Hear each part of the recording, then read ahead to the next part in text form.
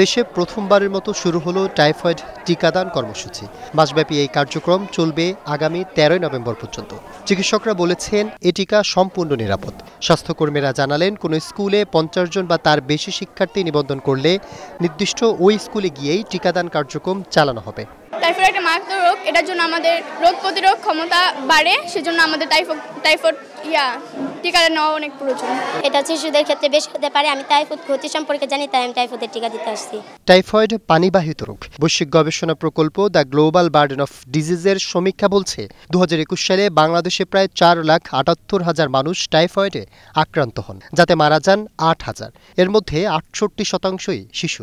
9 মাস থেকে 15 বছর বাচ্চাদের আসলে জরিপ করে দেখা হয়েছে যে এদের মধ্যে টাইফয়েডের জীবাণুটা খুব বেশি পাওয়া যাচ্ছে। সেই জন্য এটা হচ্ছে আসলে সরকার এই ব্যবস্থাটা নিয়েছে যাতে এই সময়ের বাচ্চাগুলোকে যাতে সুস্থ রাখা যায়। বাবা মাদের উচিত প্রত্যেকটা শিশু থেকে স্কুল থেকে সহযোগিতা করা হবে।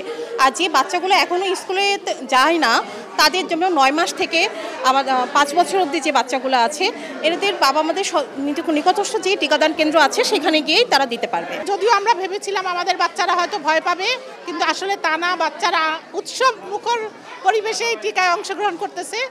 সহজে এই রোগ প্রতিরোধ করা যায় টিকাদানের মাধ্যমে। তাই দেশে প্রথমবারের মতো টাইফয়েড টিকাদান কার্যক্রম শুরু করেছে সরকার। মাসব্যাপী এই কর্মসূচিতে 9 মাস থেকে 15 বছর বয়সী প্রায় 5 কোটি শিশু কিশোরকে বিনামূল্যে দেওয়া হবে এটি।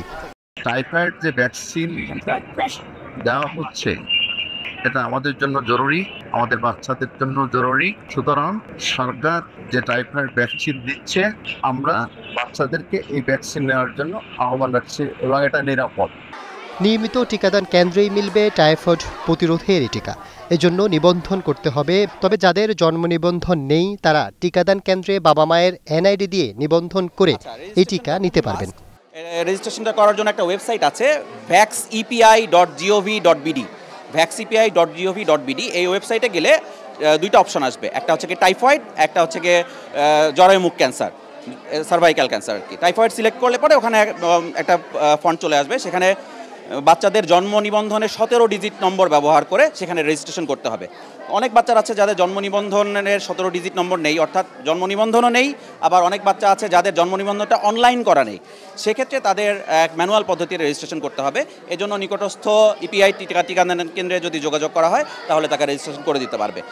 বিশ্ব স্বাস্থ্য সংস্থা 2019 সালের তথ্য অনুযায়ী বিশ্বে প্রতি বছর প্রায় 90 লাখ মানুষ টাইফয়েডে আক্রান্ত হন, যাতে মৃত্যু হয় 1 লাখেরও বেশি মানুষের। কাজে আপনাদেরকে আমি সহযোগিতা চাই। আপনারা সারা বাংলাদেশে আনাচে কানাচে যেখানে পারবেন, মসজিদে বলবেন, মাদ্রাসায় বলবেন, স্কুলে বলবেন, হাটে বলবেন, বাজারে বলবেন, যত জায়গায় বলা যায় এই ক্যাম্পিংটা খুব জোরে সোরে করবেন, যাতে আমাদের একটা শিশুও এই রোগে মারা না যায়। যারা শাহাদাত হুসাইন, স্টার নিউজ, ঢাকা।